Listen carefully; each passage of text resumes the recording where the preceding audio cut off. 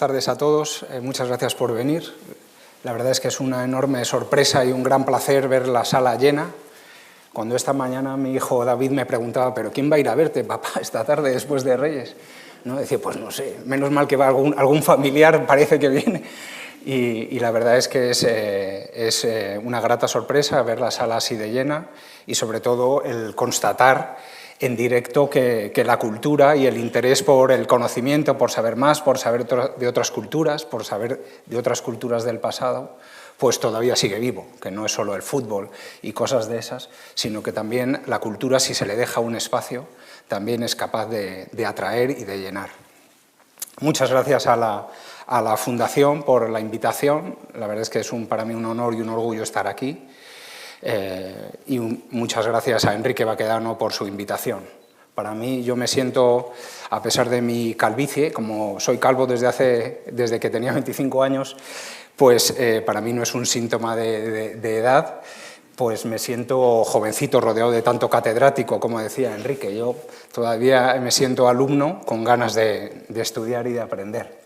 Lo que os he preparado para hoy es un pequeño viaje, tal vez un poco superficial, sobre Egipto, centrándonos en Tebas, sobre la ciudad y el concepto de ciudad o de capital. La idea es, digamos, una especie de introducción a lo que puede ser la organización, de alguna forma indirectamente, la organización del Estado y de la administración en Egipto, centrándonos en Tebas. Sin más dilación voy a empezar porque los que me conocen ya saben que hablo demasiado y sobre todo que tengo muchas fotos que enseñaros que espero que que os gusten. Bueno, cuando comienza el Estado de Egipto, cuando comienza la historia, en el año más o menos aproximadamente el 3000 a.C., lo que tenéis en la pantalla es la paleta ceremonial del rey Narmer, el primer rey que gobierna sobre el Alto y el Bajo Egipto. Egipto percibe a los extranjeros y a sus enemigos, digamos no residentes en el Valle del Nilo, como asentados en ciudades o asentamientos amurallados, como podéis ver justo en la parte de abajo del lado de la izquierda, ¿no? Es el toro que embiste a una ciudad amurallada, es la encarnación del faraón que aparece en el otro lado de la paleta, el rey Narmer, que arremete contra un enemigo que se caracteriza por la nariz aguileña y la barba afilada como un extranjero no residente en el Valle del Nilo, y como veis su ciudad se representa como una ciudad amurallada. Y eso se convierte en una constante en el arte egipcio. Siempre que los egipcios se refieren a ciudades tanto del desierto líbico como de Siria, Palestina o incluso del sur de Nubia, se les representa como ciudades amuralladas. En esta otra paleta también del origen del Estado y de la administración, como veis en la paleta que se llama la paleta líbica, en las ciudades se representan amuralladas y distintas encarnaciones de la autoridad del monarca, como león, como escorpión, aparecen rompiendo las murallas, ¿no? Y en el friso de abajo tenéis un detalle de la tumba de Jeruef, de época del rey Amenhotep III, Amenhotep IV, que son encarnaciones de las ciudades enemigas que el faraón ha sometido, y como veis cada nombre de ciudad aparece dentro de la representación amurallada de la ciudad. Y eso realmente en muchos de los casos debía ser así, ¿no? En algunos casos tal vez es un topos artístico, iconográfico, pero en muchos otros casos debía ser así. Y esta, por ejemplo, tenéis aquí una representación del asedio del rey Seti I a la ciudad de Canaán en Palestina, ¿no? Como indica el nombre jeroglífico Pa-Canaán, que había una ciudad que tenía ese nombre, ¿no? Y como veis se trata de una ciudad amurallada levantada sobre un pequeño tel o un pequeño montículo. Esas son las ciudades típicas de Siria-Palestina. Son ciudades-estado que la autoridad del gobernador local, digamos, sobrepasa los límites de la muralla y abarca un territorio alrededor. Sin embargo, la realidad de Egipto es muy distinta. Las ciudades en Egipto no son ciudades-estado y la mayoría de ellas, si no todas, no estaban amuralladas. Y de hecho el jeroglífico que se utiliza para referirse a estas ciudades es el círculo que tenéis aquí, que podía representar un cruce de caminos, pero como veis no es un espacio amurallado y delimitado de forma defensiva, ¿no? ¿Por qué es esto? ¿Cómo es que los egipcios perciben a sus ciudades como asentamientos abiertos y a las ciudades extranjeras como asentamientos amurallados? Tal vez el trasfondo de la cuestión está precisamente en el poder que desde el comienzo de la historia, desde el año 3000, desde época de Narmer, el faraón egipcio acumula en su mano y lo ejerce.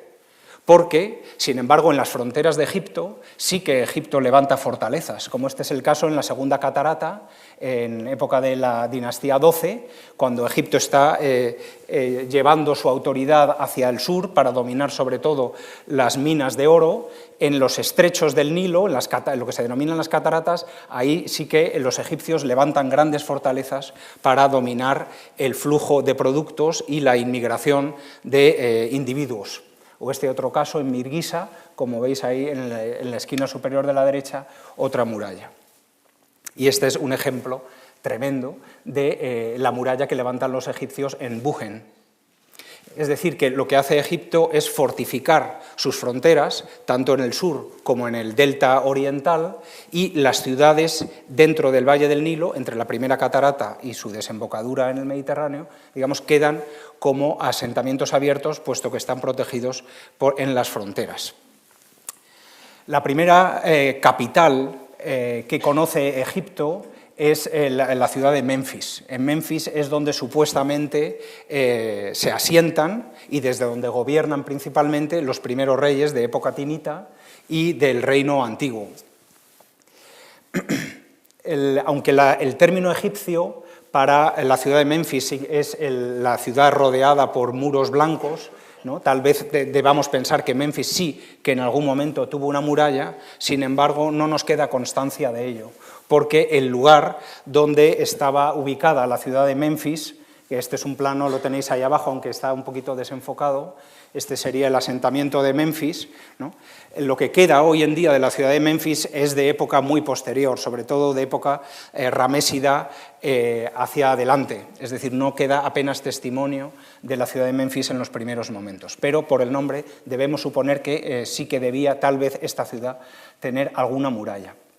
Lo que me interesa traer a colación el asentamiento de Menfis como primera capital de Egipto es porque hay una relación entre las tumbas o los monumentos funerarios de los primeros monarcas y los templos. Por ejemplo, en esto tengo que ser un poco rápido y simplista y me tendría que detener un poco más, pero es interesante comprobar que las famosas pirámides de Giza, que están ubicadas aquí a nuestra izquierda, forman una línea que si se prolonga al otro lado del Nilo alcanzan el templo de Heliópolis, el templo dedicado al sol, en el centro del cual se levantaba un solo obelisco. Es el único templo en el que figura un obelisco sin pareja, como veremos luego en Karnak, ¿no? Y esto lo que nos está indicando es que hay una relación, digamos, de simbolismo topográfico entre los monumentos funerarios de los monarcas Keops, Kefren y Micerinos con el templo de Heliópolis. Y esta relación entre monumentos funerarios y el templo principal es un aspecto que luego vamos a ver en Tebas y que es interesante, por eso me interesaba traer a Menfis a colación, porque una de las formas que los egipcios utilizan para definir o denominar a la ciudad de Tebas es la Heliópolis del sur. Ellos veían una conexión entre las dos ciudades, Menfis al norte y Tebas al sur, y de alguna forma también una conexión de tipo religioso o ideológico. Estas son las tres grandes pirámides que todos tenéis en mente, ¿no? Con el paso del tiempo, el poder de los monarcas fue debilitándose y los monarcas de la dinastía sexta ya no son capaces de construir esas grandes pirámides, construyen unas pirámides más pequeñas, ¿no? Y a cambio de ello decoran su interior con textos religiosos, con los textos de las pirámides que supuestamente les ayudarán a alcanzar el más allá y la vida eterna. Después de este periodo de importante autoridad central o de importante centralismo con los monarcas de la cuarta, quinta y sexta dinastía, se alcanza lo que se denomina el primer periodo intermedio. Es un momento de la historia de Egipto en el que no hay un poder central fuerte y, digamos, los gobernadores locales tienen más poder en sus manos, ¿no? En este momento, los monarcas, que tienen un poder más débil, se mudan de la ciudad de Memphis a la ciudad de Heracleópolis, al sur del Fayum, y es allí donde se hacen enterrar. Este periodo intermedio dura relativamente poco porque, bueno, estas son dos imágenes de lo que hoy se puede ver de Heracleópolis. En realidad, el asentamiento de esta nueva capital tampoco se conoce. Pasa igual que con Memphis, no se conoce el asentamiento de la segunda capital, Heracleópolis, pero sí que tenemos testimonios arqueológicos del templo principal dedicado a Herishef y de la necrópolis, parte de necrópolis de este periodo, del primer periodo intermedio, y también de otro periodo posteriormente, que también la familia real se ubicará aquí, que es el tercer periodo intermedio. Estas tumbas corresponden al tercer periodo intermedio. Este es el yacimiento que excava Mari Carmen Pérez Die desde el Museo Arqueológico Nacional desde hace ya bastantes años.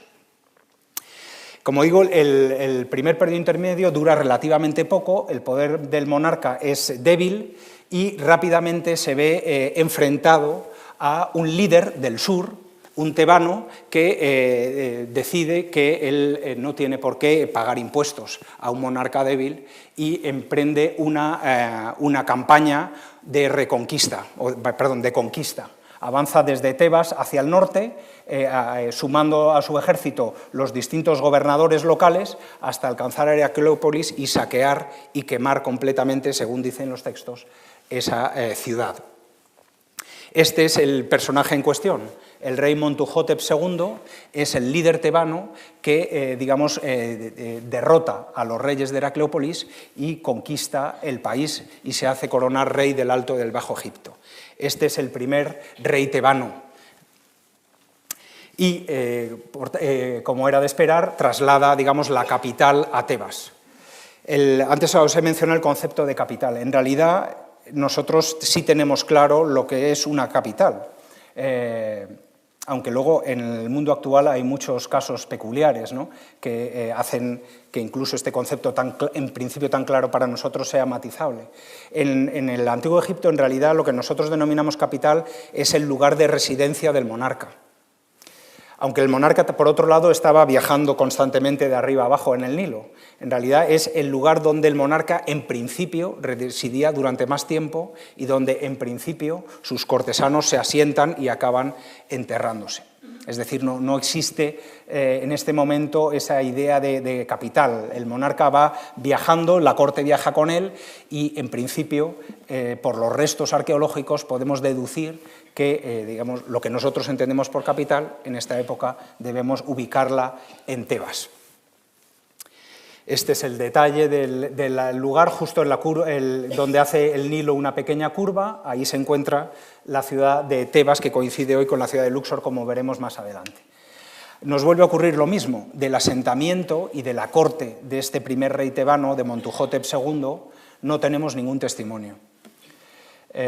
Por distintas razones. Las casas se construían de adobe sobre el terreno fértil y ha sido, es la zona que más sufre con el paso del tiempo, mientras que los templos y las tumbas que se construyen en zonas áridas del desierto, con piedra, han resistido mejor el paso del tiempo. El caso es que de Montuhotep II no tenemos apenas ningún testimonio, como digo, de su asentamiento y de su palacio, pero sí que tenemos testimonio de su enterramiento, que ocurre en la orilla occidental de Tebas, en la orilla occidental de Luxor. Cruzamos el Nilo y justo donde comienzan a levantarse las colinas, en la orilla occidental de Tebas, es donde Montuhotep II decide ubicar su templo funerario. Su templo funerario, que es a la vez tumba, donde él se entierra, y a la vez un templo donde supuestamente sus familiares, amigos, vasallos irían a hacer ofrendas periódicamente y a mantener vivo su recuerdo, ya que con ello es como viviría eternamente, ¿no? Y en este pequeño valle, que se conoce hoy como Deir el-Bahari, es donde Montuhotep levanta su templo funerario. El templo se une al Nilo por una vía procesional, ¿no? Y alcanza el templo funerario con un gran patio y la construcción que acaba empotrada dentro del farallón rocoso. Este es desde arriba del farallón, en la vista de lo que habría sido la planta del templo funerario del rey Montuhotep en torno al año 2000 a.C. Hay una discusión entre los egiptólogos si la parte principal estaría, digamos, cubierta por una pirámide, si en vez de una pirámide habría sido un montículo que haría alusión al origen de la vida después de las aguas primordiales, ¿no? Del surgimiento de la tierra y de la vida surgiendo por encima de las aguas del caos, del origen. Ahí hay distintas especulaciones, pero sí que la planta está bastante bien definida.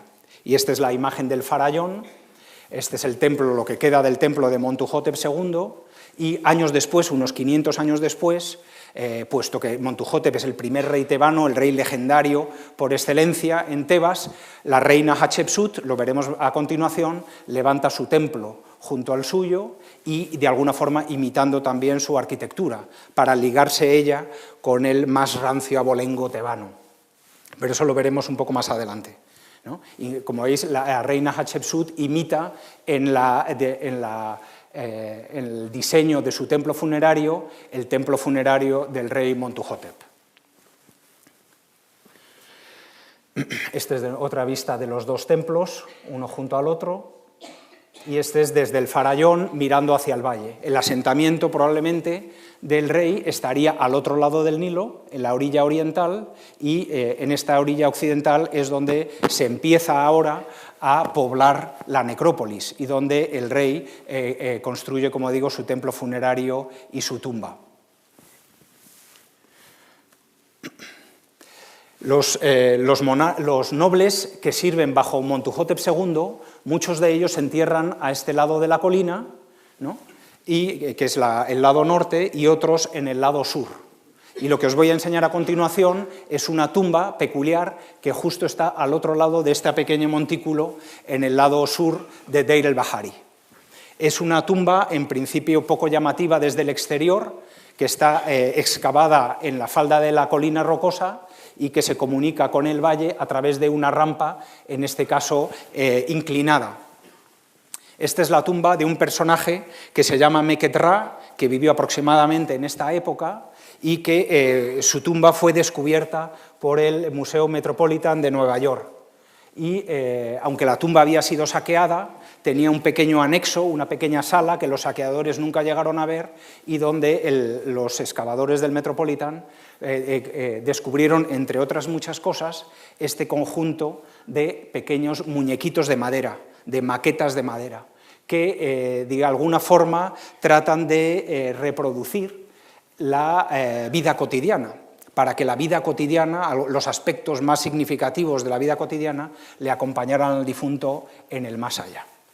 Y gracias a estas maquetas podemos reconstruir lo que la arqueología todavía no nos ha ofrecido, que es cómo sería la vida en la Tebas del año 2000 a.C., ¿no? Esta es una pequeña maquetita, ¿no?, donde se reproduce cómo funcionaría un granero en aquella época, ¿no?, con los trabajadores vaciando los sacos de grano y los escribas, ¿no?, junto a ellos anotando las cantidades.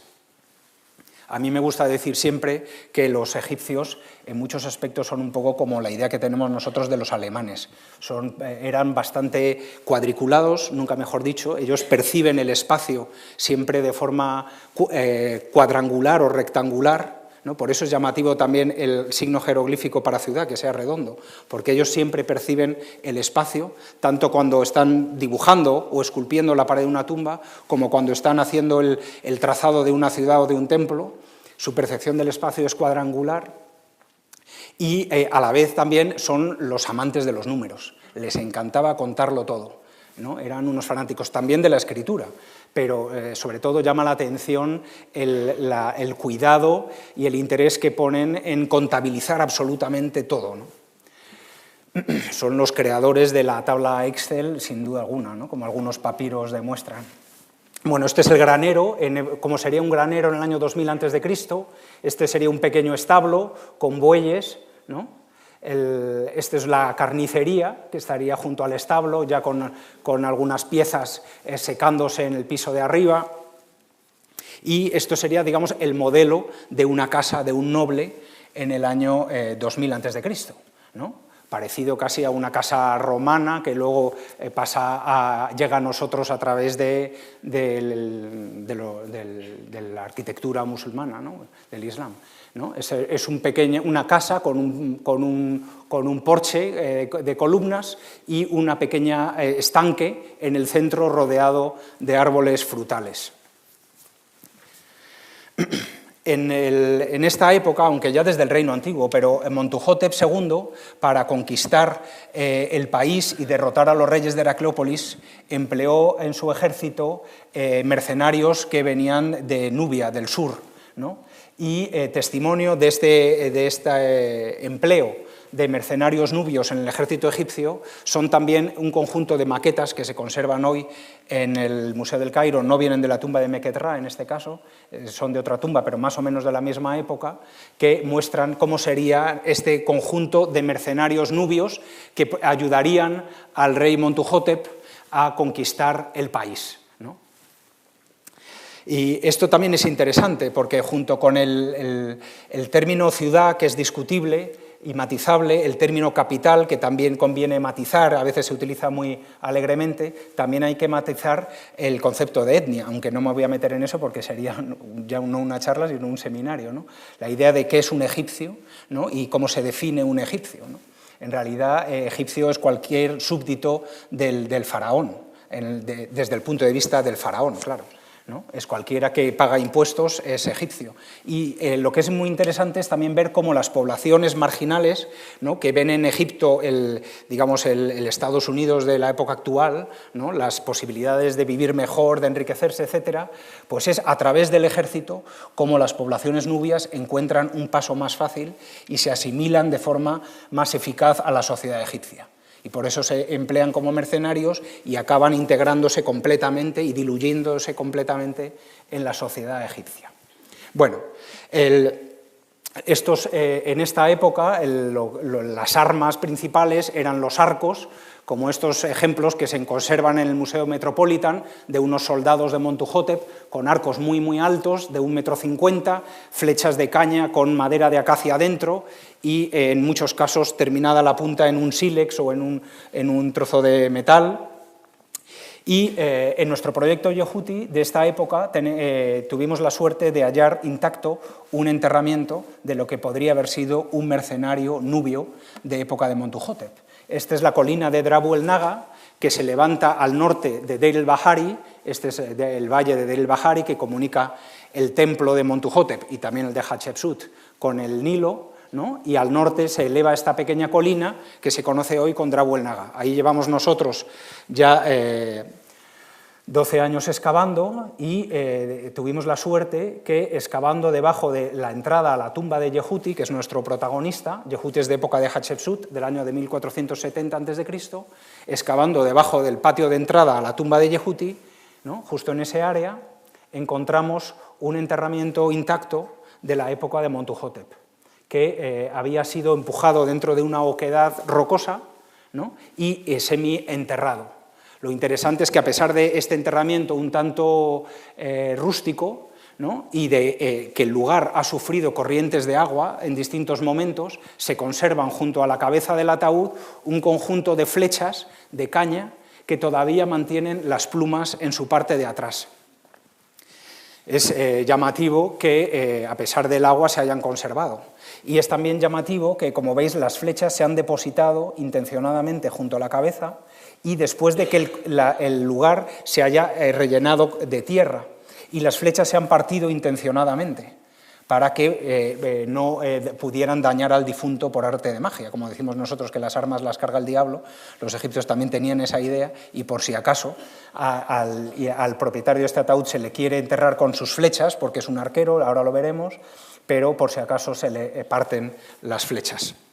Bueno, seguimos excavando el enterramiento, es un ataúd espectacular, pintado de rojo, con los jeroglíficos pintados en policromía, de un estilo naif muy llamativo, típico de esta época, ¿no? Y en el interior se conservaba la momia intacta del personaje, que por las inscripciones de fuera sabemos que se llamaba Iker, el excelente, ¿no? Y dentro del ataúd se ha colocado el cuerpo de costado, mirando hacia la salida del sol, es decir, hacia la orilla oriental, y sobre el sudario de la momia se han colocado 3 bastones de mando y 4 arcos, que todavía conservan el nudo de la tripa que habría actuado de tensor. Este sería un poco la reproducción, perdonad que el fondo blanco se quema un poco, sería la reproducción un poco del conjunto del enterramiento, ¿no? Analizando luego la estructura ósea del individuo, sabemos que es de tipo negroide, y por eso lo asociaba a la maqueta de guerreros nubios que os he enseñado anteriormente. Este es uno de los pocos enterramientos intactos de la dinastía XI y el tránsito a la dinastía XII con Montuhotep.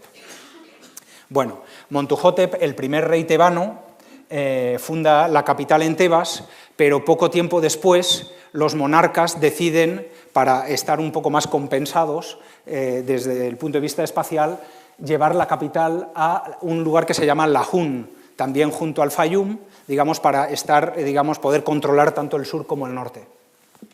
Y allí residen los reyes durante poco tiempo. Y tal vez porque residen durante poco tiempo y la capital se abandona pronto, es por primera vez donde conservamos una planimetría más completa de lo que habría sido el asentamiento de la capital, entre comillas, ¿no? Este es, digamos, un esquema para que os deis cuenta de la complejidad, ¿no?, de lo que sería un barrio de trabajadores de la capital en Lahun. Este es un lugar también lo excavó Petrie en el siglo XIX, y es un lugar también muy importante porque aquí se encontraron muchísimos papiros de tipo administrativo que nos ayudan a entender un poco mejor la administración y la administración real y cómo funcionaba la corte. En esta época es interesante también creo que merece la pena insistir en que Egipto, a pesar de las murallas que levanta en sus fronteras, es inevitablemente permeable tanto a los nubios, que entran como mercenarios, como a los habitantes de Siria-Palestina, ¿no?, que atraviesan el delta oriental. Sabemos por distintos textos, entre otras cosas por textos literarios como la historia de Sinué, que en el delta oriental los faraones levantaron una cadena de fortalezas que llamaban las murallas del príncipe, pero que a pesar de que trataban de controlar el flujo de personal, pues era fácil colarse entre una muralla y otra. De hecho, Sinué, que es un fugitivo, consigue colarse entre la vigilancia. También pasa en sentido contrario. Los habitantes de Siria-Palestina entran a través del delta oriental al Valle del Nilo, unos de forma legal y otros de forma ilegal. No hay nada nuevo en este sentido, ¿no? Esta es una representación en una tumba de un personaje llamado Hnumhotep en Beni Hassan, que representa la llegada de 37 personajes de Siria-Palestina, que los egipcios denominan Aamu, y este término lo veremos luego, ¿no? Son habitantes de Siria-Palestina, esta vez vienen con pasaporte, son inmigrantes legales, ¿no?, y que vienen a comerciar, en este caso con kojol, para pintura de ojos, etc., ¿no? Y este es el jefe de todos, el Hekahasut, que es Abishai, ¿no?, que viene con sus galas de palestino, ¿no?, seguido de sus mujeres y sus chicos. Esto es interesante también porque con el paso del tiempo va a ocurrir algo, digamos, inconcebible desde el punto de vista egipcio, y es que se va a coronar rey de Egipto un personaje de origen palestino, ¿no?, y fijará su capital en un lugar que se llama Hutwaret en egipcio, nosotros conocemos por Avaris, y desde el punto de vista arqueológico actualmente se conoce como Tel el Daba, ¿no? Y ahí se fija la nueva capital en el segundo periodo intermedio, ¿no? Entre el año 1750 y 1550, gobiernan los faraones desde el delta oriental y, como digo, son de origen sirio-palestino. Este es un yacimiento espectacular que conocemos muy bien gracias a la pericia arqueológica del Instituto Austriaco de Arqueología, que lleva muchos años excavando allí. La excavación es muy complicada porque excavan en barro y en un contexto de barro tienen que saber diferenciar las estructuras de adobe con las que estaban hechas las casas. Aún así, yo he tenido la suerte de poderles presenciar en directo cómo excavan y es realmente algo espectacular, con un mérito tremendo. Gracias a sus trabajos podemos reconstruir bastante bien la planimetría de la ciudad de Avaris, que gobernaban estos personajes de origen sirio-palestino. Avaris es también peculiar porque, siendo de origen sirio-palestino, ellos mantienen un comercio, un contacto muy intenso con todas los gobernantes de la costa levantina, de Siria-Palestina, también de Chipre, de Creta, y luego es muy curioso que por la ruta de los oasis se comercian también con los nubios, ¿no? Saltándose a los tebanos, ¿no? Ellos sabían que el tránsito por esta zona del Nilo era complicado para ellos, siendo del delta, y lo que hacen es saltárselo por la ruta de los oasis. Y así Avaris es una ciudad realmente importante para entender el comercio y las relaciones internacionales en esta época. Esto le dejaba a Tebas fuera de juego, ¿no? Y esto es lo que hace que, llegado un momento, un líder tebano, igual que lo hizo Montuhotep en el año 2000 a.C., un líder tebano decide emprender una guerra contra el norte para hacer valer, digamos, sus derechos, sus ambiciones, etc., ¿no? Y eso es lo que comienzan a hacer los tebanos en el siglo XVII a.C. Los primeros de ellos que conocemos no tuvieron mucho éxito.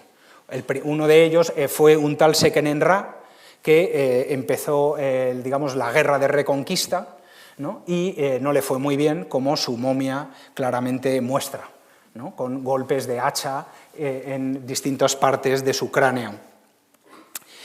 Otro personaje que, a pesar de escribir inscripciones muy espectaculares, tampoco le fue muy bien, fue Kamose. Kamose es un líder tebano que de nuevo continúa la política de Seqenen-Ra, viaja hacia el norte tratando de imponer su autoridad, pero llega a las puertas de Avaris, pero no consigue conquistar la ciudad de Avaris. Aún así, manda a inscribir una gran inscripción, de hecho lo hace por cuatriplicado, ¿no? Donde va relatando toda su marcha hacia el norte y cómo llega a las murallas.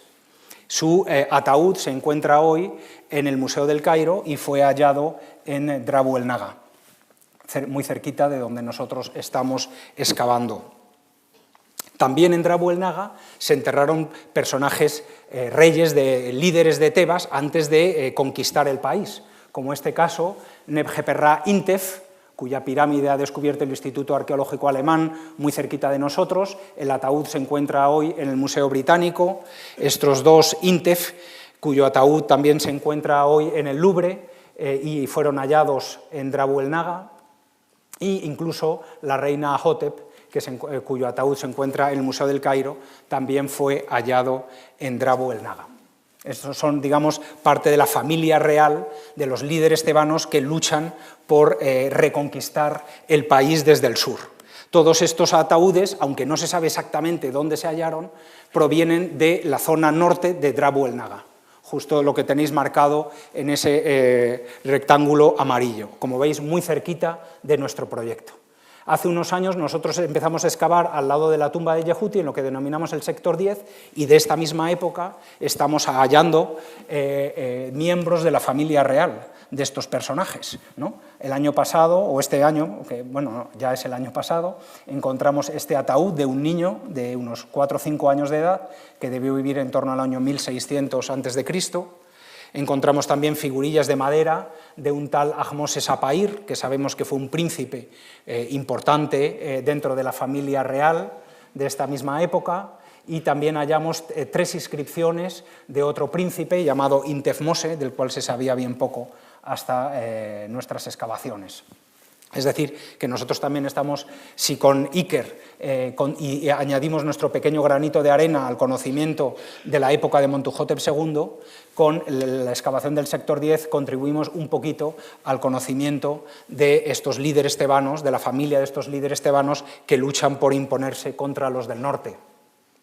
Además de esta familia real, tenemos también digamos, objetos del ajuar funerario de personajes importantes, como este conjunto de figurillas funerarias, en este caso de barro, del portavoz de Negen, que es un lugar del Kab, al sur de Tebas, llamado Ahmose.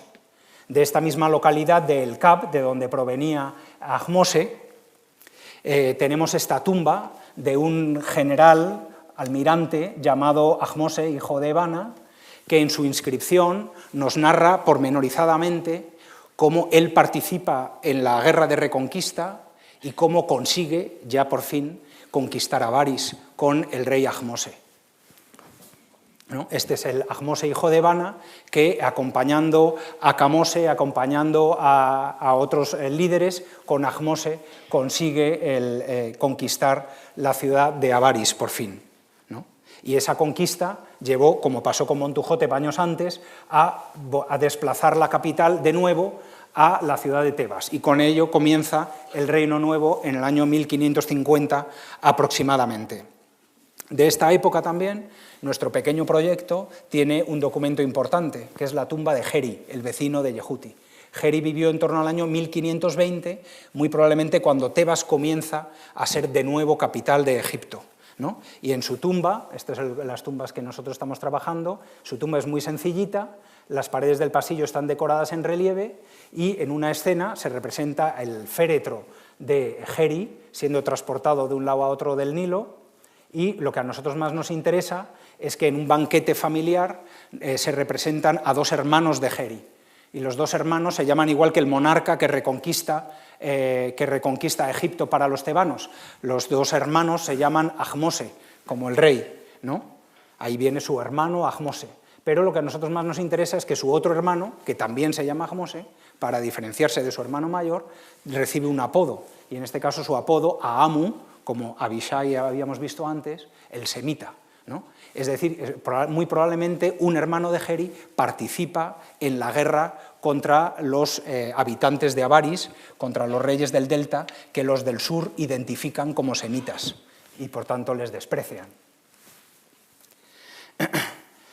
Años después, cuando Tebas pasa a ser capital de Egipto nuevamente en el año 1550, unos años después, un personaje crucial para la historia de Egipto y para entender Tebas, ¿no?, hasta casi nuestros días, como veremos al final de la charla, es una mujer, la reina Hatshepsut. Ya habíamos mencionado rápidamente antes que Hatshepsut, para unirse al rey legendario tebano por excelencia, levanta su templo funerario junto a él, ¿no?, en Deir el-Bahari. Este es el templo de la reina Hatshepsut en el farallón de la necrópolis. Ya habíamos visto antes cómo la planta de los 2 templos se asemeja mucho, ¿no?, y cómo uno al lado del otro están encarando el valle. Siento que se vea un poquito mal estas. Esto es una recreación de lo que sería Tebas en el año 1150 a.C., un poco después que la reina Hatshepsut, pero para nuestros efectos funciona, ¿no? Lo que hace Hatshepsut es unirse a Montuhotep en Deir el-Bahari y convertir Deir el-Bahari en el centro del culto a los difuntos, ¿no? Teniendo la tumba de Montuhotep y teniendo su propio templo funerario en Deir el-Bahari, es el lugar, digamos, idóneo para llevar a cabo todo lo que tenga que ver con el culto a los difuntos. Y estando enfrente de la ciudad donde estaría el asentamiento de Tebas, lo que hace la reina Hatshepsut es impulsar el pequeñito templo del dios Amón que estaba en la ciudad. Hasta estos momentos, incluso en época de Montuhotep, hay que imaginarse Tebas como un pequeño pueblo, con muy poca importancia.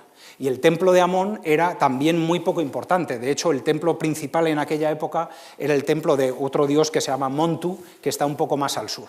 La reina Hatshepsut lo que hace es este pequeño templito dedicado a un dios local, que es el dios Amón, decide irlo creciendo y asociarlo a su templo funerario.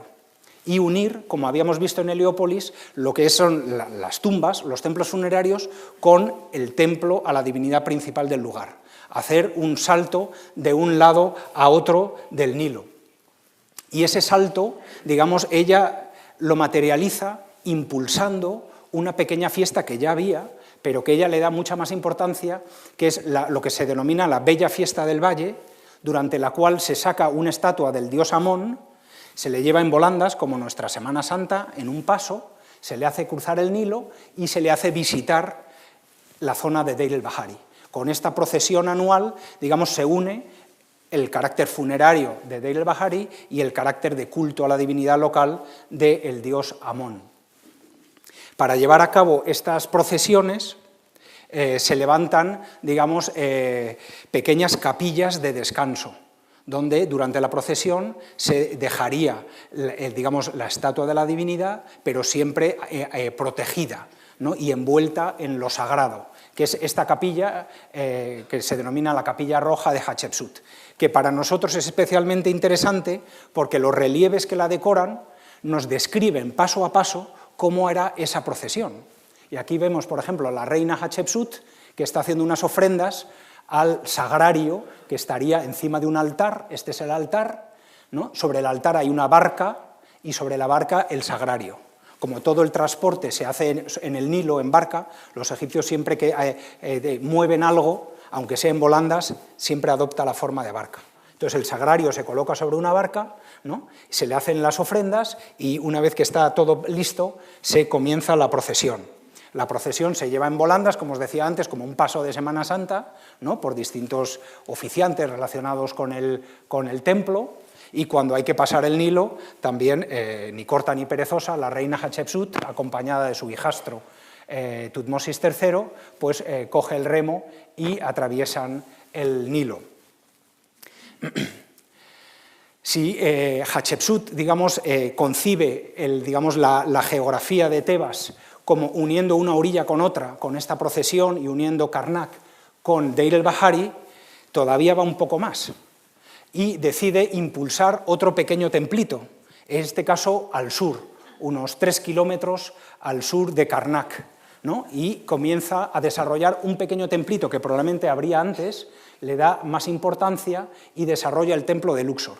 Y de nuevo, para materializar la relación entre uno y otro templo, desarrolla una procesión, una fiesta, que en este caso se llama la fiesta Opet, ¿no?, durante la cual el dios Amón sale de nuevo de su habitáculo y va a visitar a una encarnación de sí mismo, que es Amón-Min, que supuestamente le va a cargar las pilas. La idea es que una vez al año, Amón, ya cansado, ¿no?, viaja a Luxor, donde está Amón-Min, que le recarga la energía y para poder marchar al año siguiente. Y con esta procesión, Hatshepsut hace una cosa también peculiar, y es que rompe el eje central del templo. Normalmente los templos egipcios tienen un solo eje, que vas desde el exterior hasta el Sancta Sanctorum, y ahí se acaba la historia. Pero con motivo de esta procesión, Hatshepsut rompe y crea un eje perpendicular al principal en el templo de Karnak. No, este es digamos, perdonad que se vea un poco quemado, este es lo que sería el templo de Karnak, ¿no? Este es el eje central, ¿no?, hacia el Sancta Sanctorum, que estaría en el centro, y para conectar Karnak con Luxor, con el templo de Luxor, se crea el eje perpendicular. Y ese, digamos, nuevo eje se documenta con un pilono, ¿no?, las puertas del templo, pero en la vía secundaria, ¿no? Este es uno de los pilonos de Karnak mirando hacia Luxor, ¿no? Este es uno de los detalles del pilono que supuestamente empezaría Hatshepsut, aunque termina luego Amenhotep II, ¿no? Y una vez llegado al templo de Luxor, ¿no? Como os decía, Hatshepsut impulsa el templo de Luxor. Por desgracia, la mayoría de sus construcciones luego se desmantelaron y los bloques se reutilizaron, ¿no? Y de hecho lo que nos queda de las construcciones de Hatshepsut en Luxor en realidad están empleadas en construcciones posteriores, como este dintel que por el estilo, etcétera, estamos seguros que pertenece a Hatshepsut y que ha sido reutilizada en un pequeño santuario construido años después por Ramsés II. Bueno, Hatshepsut, o algún miembro de su corte, tal vez Senenmut, tal vez Yehuti, digamos, se complica todavía más un poco, ¿no? Y esto es muy bonito también ver cómo los egipcios son capaces de percibir el espacio en grandes dimensiones, ¿no? Y lo que hace Hatshepsut, no satisfecha con eso, es de nuevo una nueva procesión para sacar la estatua del dios Amón-Min de Luxor a visitar a una pequeña capilla que había al otro lado, que es en el templo que hoy conocemos como Medinet Habu. Es decir, como veis, en la orilla este y oeste se comunican entre sí con las procesiones religiosas que de alguna forma orquestan el espacio. El templo de Medinet Habu se conoce hoy principalmente porque es el templo funerario de Ramsés III, ¿no? Pero en realidad el origen del lugar es un pequeño santuario que impulsa Hatshepsut y luego Tutmosis III y acaba siendo ampliado en época tolemaica, que es el templo de Amón. Y aquí hay unas pequeñas capillas que ahora está restaurando la Universidad de Chicago, que conservan la policromía de una forma excepcional y que de alguna forma testimonian el papel de Hatshepsut en toda esta organización espacial. Este es el pequeño templo de Amón de época de Hatshepsut. Centrándonos ahora un poco en Tebas, lo que más sobresale del papel de Hatshepsut en la construcción del templo de Tebas son los obeliscos, sin duda alguna. Ella, de hecho, levanta 3 pares de obeliscos, ¿no? Bueno, en su época se puede decir que se levantan 3 pares de obeliscos. Este es uno de ellos que se levanta y que, como veis, es espectacular, de una sola pieza de granito, inscrito de arriba abajo. Tenía su pareja. Acordaos que solo hay un obelisco único que está en Heliópolis, los demás siempre se levantan por parejas.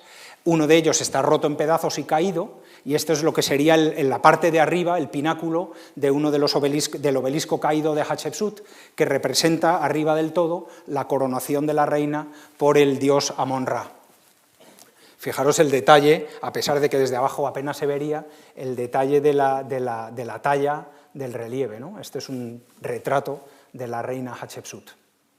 Pues bien, Yehuti sabemos que fue un oficial de la época de Hatshepsut y que era el encargado de manejar los metales preciosos, es decir, de recaudar los impuestos, ¿no?, en forma de metales preciosos, maderas exóticas, joyas, etcétera, de los distintos vasallos locales y extranjeros, y de alguna forma redirigir esos metales para la decoración de los templos. Y en su monumento funerario, esta es la entrada al templo, a su templo funerario.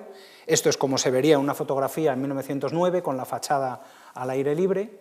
En uno de los lados de la fachada, Yehuti hace grabar una inscripción biográfica, donde cuenta pormenorizadamente todo lo que él ha hecho al servicio de la reina Hatshepsut.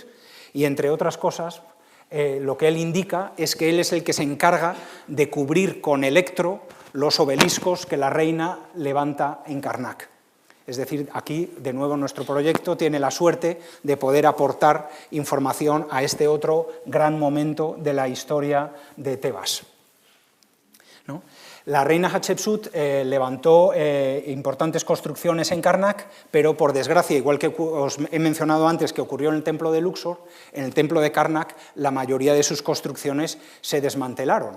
E incluso su sucesor, su hijastro Tutmosis III, al final de su reinado, decide emprender una damnatio memoriae, es decir, va borrando sistemáticamente el nombre y la figura de la reina Hatshepsut que le precedió en el trono, de tal forma que nos queda relativamente poco de Hatshepsut en Karnak, los obeliscos y esta pequeña capilla, que es una maravilla, pero es pequeña para todo lo que ella construyó.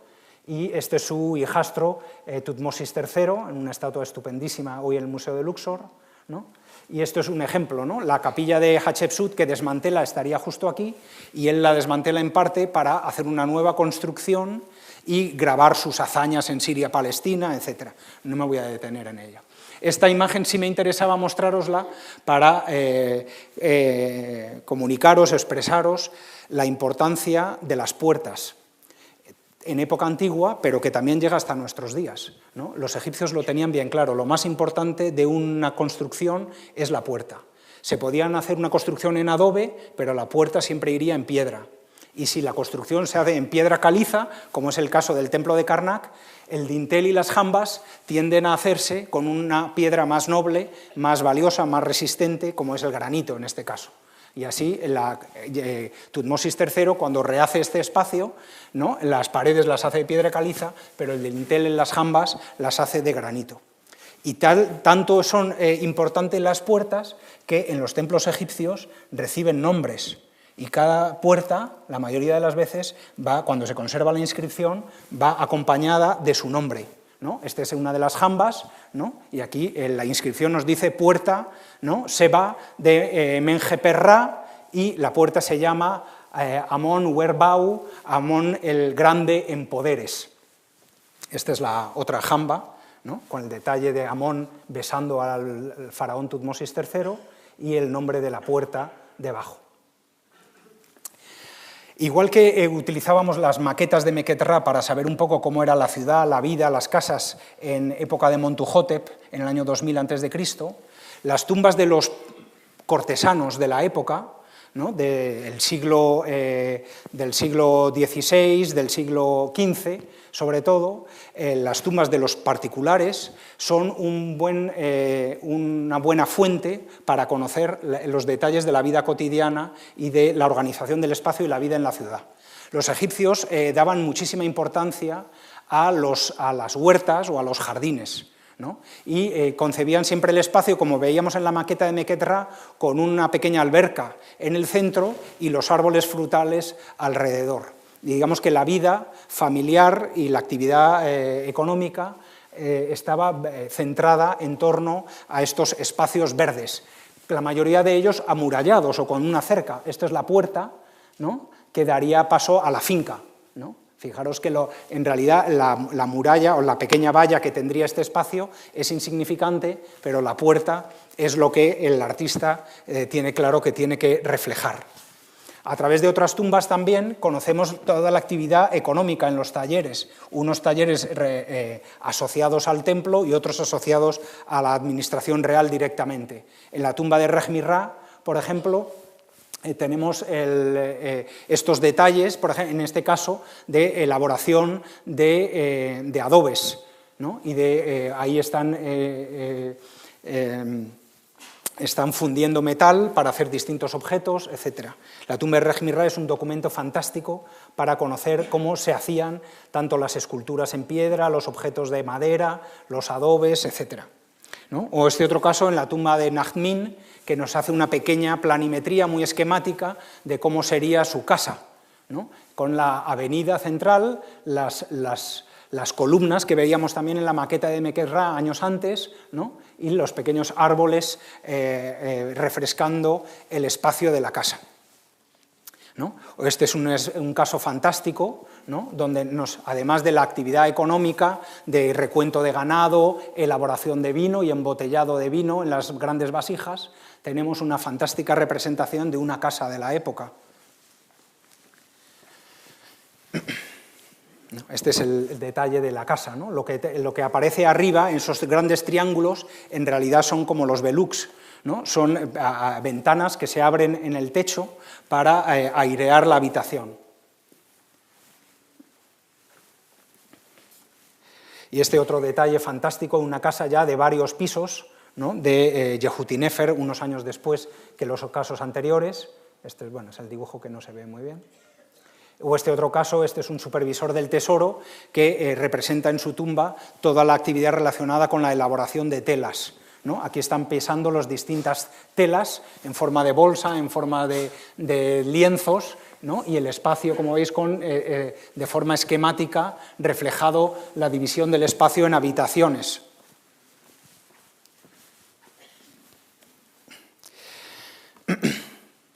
El asentamiento de Tebas, como habría ocurrido en época de Montuhotep, estaría en la orilla oriental. Si bien la necrópolis está en la orilla occidental por donde se pone el sol, debemos de imaginar que el asentamiento, tanto en el año 2000 como ahora en el año 1500 en adelante, tiene lugar en esta orilla. Y la ciudad crece alrededor de los templos, porque los templos, además de centros religiosos, son centros económicos de redistribución de bienes. En el templo hay almacenes donde se guardan los impuestos recolectados y desde donde se redistribuyen a los distintos oligarcas, que a su vez lo distribuyen entre sus dependientes, etc. De tal forma que las ciudades, igual que en época medieval, van desarrollándose y creciendo en torno a los templos. Por un lado Karnak, sobre todo, y en menor medida también Luxor.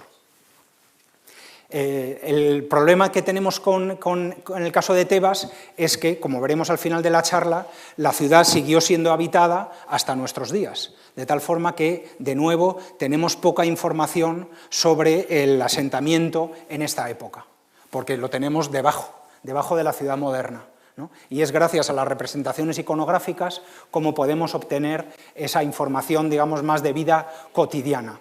En cuanto al palacio, los reyes de esta época probablemente levantaron sus palacios en adobe muy cerca del templo de Karnak, pero tampoco nos ha llegado testimonio arqueológico de ellos claramente. Sin embargo, el rey Amenhotep III, por razones que se nos escapan, decidió mudarse y llevarse su residencia a la otra orilla, cosa que era anormal, ¿no? A la orilla de los muertos, a la orilla occidental, y construyó un palacio de nueva planta en un lugar que se conoce hoy como Malkata. ¿Por qué Amenhotep III decide mudarse a la otra orilla? Como digo, no lo sabemos a ciencia cierta. Lo que es interesante es que en esta época, a través de los textos, sabemos que había peste, que los egipcios la denominan la enfermedad cananea, siempre echándole las culpas a los vecinos, ¿no? En esta época también Tebas se llena de estatuas de la diosa leona, la diosa Sahmet, que entre otras cosas tiene la cualidad de proteger de las enfermedades y de las guerra también, pero sobre todo de las enfermedades. Tal vez con esta documentación sobre la enfermedad cananea y las estatuas Sahmet podamos deducir, aunque solo es una hipótesis, que lo que hace Amenhotep III es huir de la ciudad maloliente, ¿no? Y llevarse su palacio a un lugar deshabitado para tener más opciones a sobrevivir.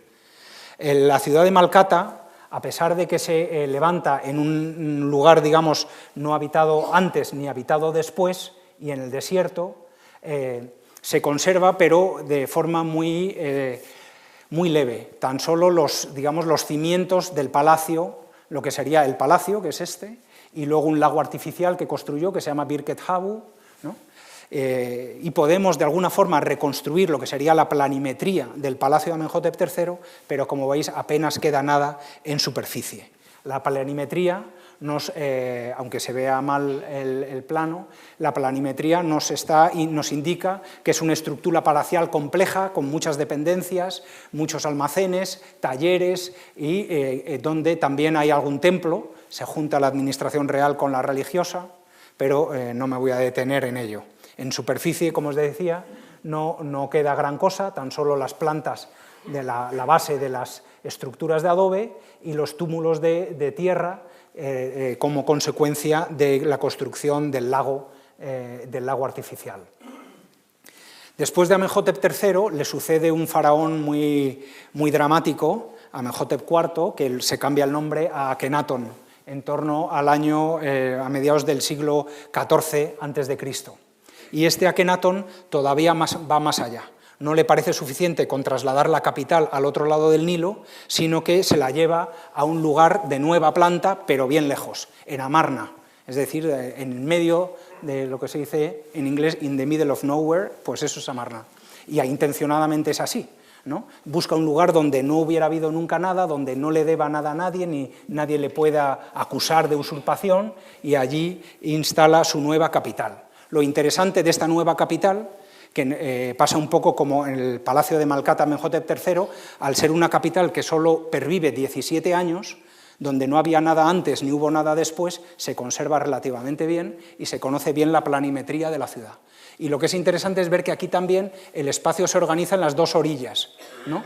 Y el espacio en este caso se delimita por estelas de frontera, que son lo que tenéis señalado en los círculos, que delimitan perfectamente el territorio de la ciudad, con grandes estelas de frontera, y a pesar de que toda la ciudad, e incluso en este caso las tumbas, por razones religiosas que no voy a entrar ahora, las tumbas se construyen también en esta orilla, la ciudad coge las dos orillas, ¿no? Jugando de nuevo como pasaba en Tebas con uno y otro lado del Nilo. La planimetría también se conoce, como digo, muy bien, además lo ha excavado uno de los mejores arqueólogos que ha dado la arqueología, que es Barry Kemp, de la Universidad de Cambridge, que es un fantástico arqueólogo, lleva muchos años trabajando ahí, y ha podido recomponer toda la planimetría de la ciudad, todavía más compleja de lo que sabemos a través de Malkata, con distintos palacios, templos, zonas de talleres, de habitación, etc. ¿Por qué traigo a Amarna a colación? Porque, digamos, Akenatón, aunque funda la capital de nueva planta, en realidad lo que está imitando es Tebas. Y si queremos saber cómo podría haber sido Tebas en aquella época, Amarna puede servirnos de buen ejemplo, ¿no?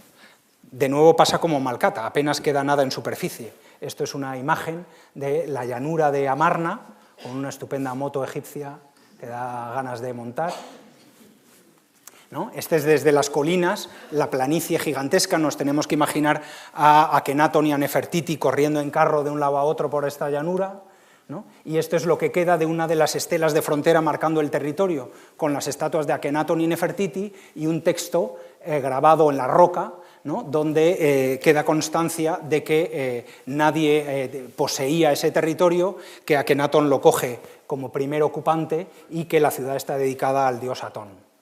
Bueno, a través de las tumbas de Amarna, aunque quedaron luego sin ocupar, porque la capital solo duró 10 años y al final los cortesanos acabaron volviendo a Tebas, pero la decoración que ya empezó a decorar las paredes interiores de las tumbas de la época, a través de esta decoración también sabemos cómo sería la ciudad, como este es el caso de la tumba de Merirra, donde reproduce digamos, de una forma esquemática, cómo sería el palacio del rey Akenatón, ¿no? Tan solo quedan dos columnas en pie, pero restos de casas, por ejemplo, este es el resto de una de las casas, ¿no? Que puede, esto es a través de las plantas excavadas por los arqueólogos, se pueden hacer modelos, reconstruir cómo serían las casas en aquella época y deducir cómo serían las casas en Tebas, ¿no? O esta otra planta, ¿no? Y la recreación de la casa.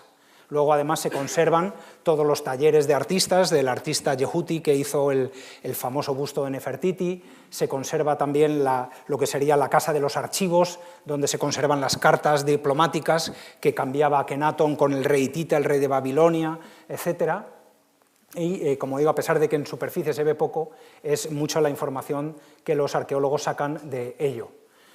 Años después, 17 años después, la capital vuelve de nuevo a Tebas y Tebas sigue creciendo, ¿no? Lo que es significativo ya de esta última etapa del Reino Nuevo es que los templos funerarios de los reyes siguen construyéndose junto al de Hatshepsut, tanto Tutmosis III, Tutmosis IV, Amenhotep II, ¿no? Van sucesivamente construyendo sus templos funerales al otro lado y de alguna forma contactan con Karnak. Este, por ejemplo, muy rápidamente, es una imagen del templo funerario de Amenhotep III, ¿no? Que apenas queda nada, solo los dos grandes colosos de Memnón erguidos, que serían, digamos, los que dieran la bienvenida al palacio funerario y que ahora parece que dan la bienvenida a los visitantes de la necrópolis, ¿no? Son los famosos colosos de Memnón. Años después, otro templo funerario que se conserva relativamente bien es el del famoso Ramsés II, en torno al año 1200 a.C., ¿no? Se levanta justo donde alcanzaba la inundación del Nilo, todo el transporte se hacía por agua, ahí se levanta en zona ya seca, ¿no? Y lo que es interesante de este complejo funerario es que nos sirve para darnos cuenta que los templos son mucho más que templos, incluso los funerarios, y alrededor de lo que sería el recinto sagrado se levantan en adobe toda una serie de almacenes y talleres relacionados con el templo, ¿no? Esta vista aérea, una magnífica fotografía sacada por nuestro fotógrafo Pito Latova desde un globo aerostático, nos muestra la extensión de los almacenes alrededor del recinto funerario de Ramsés II. ¿No? Este es el detalle del templo que están reconstruyendo los franceses, el Instituto francés y el Sénégalés en Francia. Y años después, el templo funerario de Ramsés III, que es el que Medinet Habu que mencionamos antes de pasada. Y Medinet Habu es un buen ejemplo también, no solo para mostrar los talleres alrededor del recinto sagrado, sino para darnos cuenta que los templos sí que estaban amurallados. Es decir, las ciudades no se amurallan en su conjunto, pero sí los templos y tal vez los palacios. Pero sobre todo los templos, centros económicos, se rodean de grandes murallas de adobe, ¿no? Este es el templo funerario de Ramsés III. Este sería el templo de Amón que construye Hatshepsut, justo aquí, el pequeñito, y, digamos, aprovechando el éxito, la importancia de esa pequeña capilla, Ramsés III levanta aquí su templo funerario y su muralla lo engloba incluso, ¿no? Asegurándose que van a visitarle sí o sí durante años su templo, ¿no? Este es otro detalle del templo de Ramsés III, y esta es la entrada magnífica al recinto funerario. Un caso peculiar, y con ello ya voy a ir terminando, es que entre el templo funerario de Ramsés III y el templo funerario de Ramsés II se encuentra la pequeña villa de los artesanos que decoraban las tumbas reales del Valle de los Reyes, ¿no? Y esta pequeña, no es una ciudad, es un poblado, sí que se conserva realmente bien y sí que podemos conocer detalles de la vida cotidiana y de la estructura de las casas, ¿no? Esta es la relación entre Deir el-Medina a nuestra derecha, la ciudad de los artesanos, y Ramsés II ahí al fondo, ¿no? Y como veis, esta pequeña villa sí que tenía una muralla porque había que controlar a los trabajadores, sobre todo como los trabajadores trabajaban con herramientas de metal, para que no fueran sisando el metal de las herramientas, se establecían controles en la puerta que pesaban las herramientas para asegurarse que no había habido pérdida del metal que era tan difícil de obtener y tan valioso, ¿no? Entonces, en ese sentido, Deir el-Medina es un poco excepcional. Los asentamientos, como he dicho desde el principio, no estaban vallados, en este caso sí, por razones concretas, ¿no? Pero esto es un caso estupendo para estudiar un asentamiento, ¿no? Aunque no sea extrapolable lo que se aprenda de él, ¿no? Y esto es una recreación de las calles estrechas, con las casas, algunas de 2 alturas, ¿no? Y las ventanas que se abren en los techos para airear las casas, ¿no? Esto es una recreación de lo que podría haber sido una casa, ¿no? Y lo que es también interesante, de nuevo nos da una oportunidad la arqueología, es que estos trabajadores de Deir el-Medina, que vivían a un lado del farallón, trabajaban en las tumbas de los reyes a otro lado del farallón, y entre medias fueron construyendo un pequeño poblado de descanso, justo arriba de la montaña. Y estas son las casas, digamos, de la estación intermedia de los trabajadores de Deir el-Medina, que vivían a un lado y que trabajaban al otro en el Valle de los Reyes, que quedaría justo aquí a nuestra izquierda. Ahora lo vais a ver mejor, ¿no? Las casas quedan ahí a nuestra derecha, ¿no? Y el Valle de los Reyes justo a este lado. De nuevo, estas casas que se conservan nos permiten conocer algún detalle un poco de la estructura de las casas y de la forma de organizarse los egipcios, ¿no? A medida que fue pasando el tiempo, Karnak fue creciendo, fueron creciendo hacia afuera las puertas, ¿no? De ahí que Karnak tiene un número enorme un gran número digamos, de pilonos y de puertas que van dando acceso al Sancta Sanctorum, con algunas de las estancias con grandes columnas que estarían cubiertas con techos de madera, ¿no? Y el templo, digamos, va creciendo del Sancta Sanctorum hacia afuera, y como veis se van construyendo sucesivas puertas, ¿no? Enfatizando la vía procesional, hasta el punto que incluso la puerta de atrás es importante. Y eso hace mucho tiempo le dediqué yo mucha atención a las puertas de atrás en los templos, porque es la vía de acceso del pueblo a la divinidad, ¿no? Digamos, la vía principal supuestamente está restringida para los sacerdotes y las fiestas oficiales, y el pueblo, cuando quiere dirigirse a la divinidad y quiere estar más cerca de Dios, lo que hace es irse por la puerta de atrás, ¿no? Y de hecho está más cerca del Sancta Sanctorum, y ahí le dirige las oraciones. Y de hecho en esta magnífica puerta, la puerta de atrás del templo de Karnak, tiene un nombre, ¿no? Está dedicada al dios Amón, el que escucha las súplicas, ¿no? Y es, como digo, incluso la puerta de atrás tiene nombre. Si bien dentro del templo se representa, digamos, el cosmos ordenado, el rey haciendo ofrendas, interactuando con los dioses, como en este caso Ramsés II, ¿no? En las paredes de fuera del templo se representa el caos, o el contacto del mundo ordenado con el caos, y esa es la guerra, ¿no? En las paredes exteriores del templo de Karnak son donde se representan las escenas bélicas del faraón, que es el orden, ¿no? Luchando y derrotando a los enemigos extranjeros, que son el caos.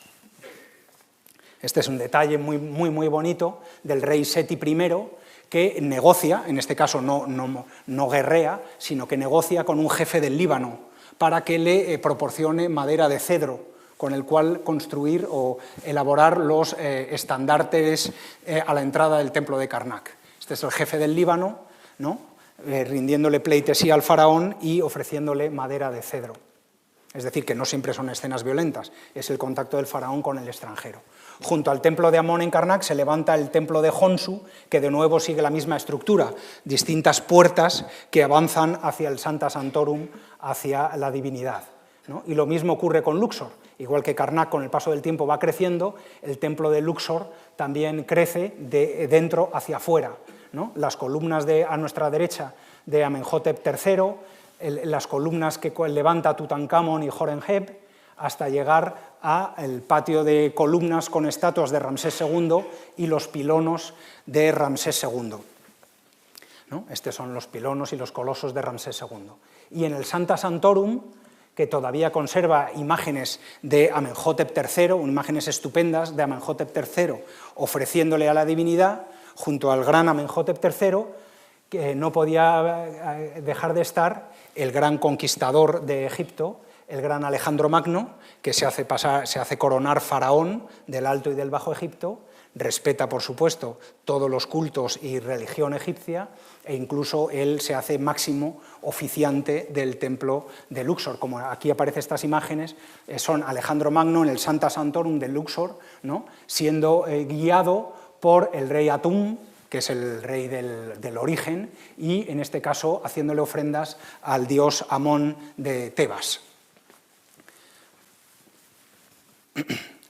La ciudad, como os decía, la ciudad moderna se levanta justo encima de la ciudad antigua, ¿no? Y enfrente tenemos la necrópolis. Curiosamente, la orilla occidental sigue deshabitada en comparación con la orilla occidental y exactamente igual que en época antigua, ¿no? Y todo el espacio, digamos, todavía ordenado casi como lo había planeado la reina Hatshepsut en torno al año 1470 a.C. Y con esto termino ya. Muchas gracias.